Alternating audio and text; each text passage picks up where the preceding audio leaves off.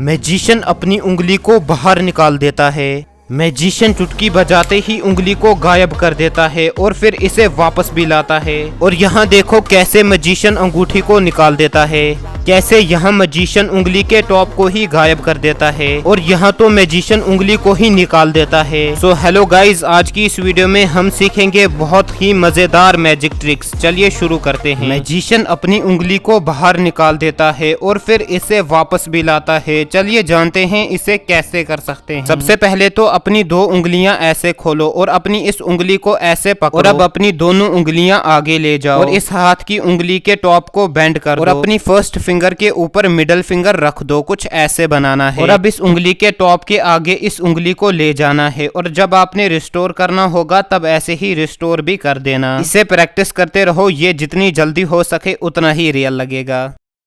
Magician अपनी हाथ की उंगली को चुटकी बजाते ही गायब कर देता है और फिर इसे वापस भी लाता है। चलिए जानते हैं कैसे। आपने अपनी इस उंगली को नीचे से बेंड करके अपनी पीछे वाली उंगली पर रख देना है। थोड़ा अपनी इस उंगली को पीछे ले जाते हैं। हाँ, अब सही है। देखो ये वाला जो मूव है अपनी उंगली को पीछे की तरफ बेंड करना, इसे बहुत ज्यादा प्रैक्टिस लगेगी करने में और इसे चुटकियों में करना पड़ेगा। और अब हम चुटकी बजा देते हैं और उंगली को पीछे इस उंगली पर बेंड करके रख देना है। ऐसे ही आपने इसे रिस्टोर भी कर देना है। बस यही है।